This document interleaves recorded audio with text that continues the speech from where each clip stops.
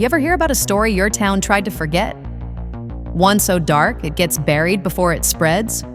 17 kids, all from one class, vanished in the night.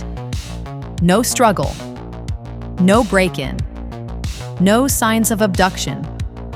They just ran. The town that looks normal until it doesn't. Maybrook Elementary, just another school. Brick walls, construction paper turkeys, lunchtime at 11, until a random Wednesday morning. One entire classroom, empty, except for one kid. Alex Lilly sits quietly in Ms. Justine Gandy's room, confused, calm, untouched. But his 17 classmates? Gone. All of them. Then comes the footage. At exactly 2:17 a.m., each child bolts out their front door, sprinting, arms behind them, Naruto style, eyes glassy, faces blank, no hesitation. And not one of them ever comes back. Blame the teacher. Because facing the truth is harder. The cops call it trauma. The parents blame the school. The school points to Justine Gandy, the new teacher. She hugged her students. She listened. She made them feel safe. Apparently, that was the wrong kind of love. She's pushed out, branded inappropriate. Someone spray paints witch across her car. She's verbally attacked, even assaulted. Not once, but publicly. And still, through bruises, whispers, and sideways glances, she keeps asking the same question. Why did Alex stay? Archer Graff refuses to accept the easy answers. His son Matthew was one of the missing. But Archer's not grieving. He's investigating. He starts tracing patterns. And everything leads back to Justine's classroom. But the town doesn't want answers. They want quiet. Especially when Justine tries to visit Alex. Suddenly she's shut out, blocked by his parents, frozen out by the entire town. Which makes you wonder, what are they protecting him from? Then comes Gladys and everything gets worse. Alex's aunt moves in to help. Gladys, she's the kind of woman whose presence makes soup feel sinister. She never yells, she never punishes, she just asks. A photo, a toy, a keepsake from each of Alex's missing classmates. For her health, she says, and Alex gives them to her. Not because he wants to, because she makes him believe.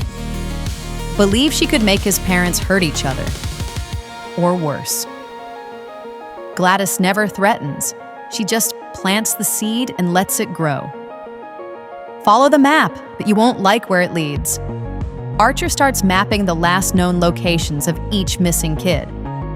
And then, the realization.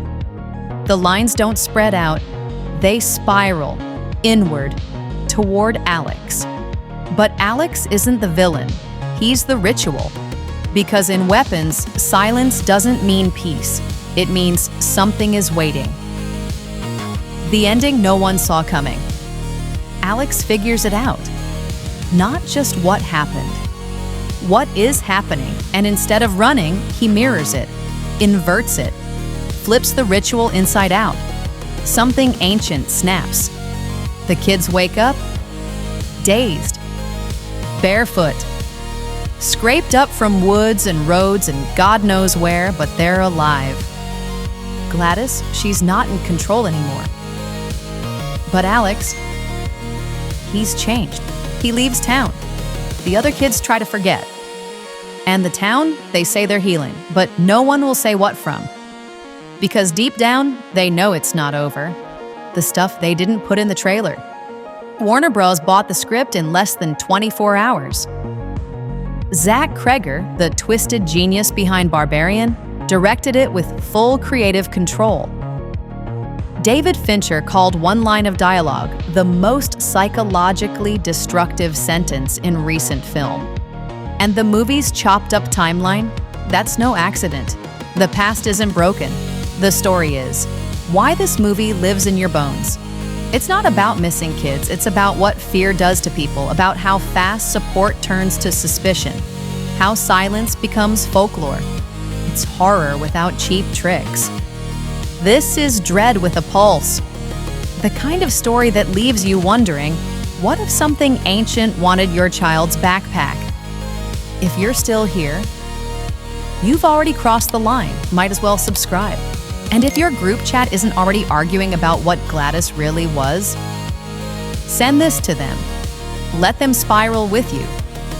And hey, if this breakdown hit you deep, there's another one right on screen. We've got monsters, we've got magic, and we've got trauma wrapped in storytelling. Just how we like it. This is ScreenSplice. Stay curious, stay sharp, and if you hear footsteps at 2:17 a.m., maybe don't open the door.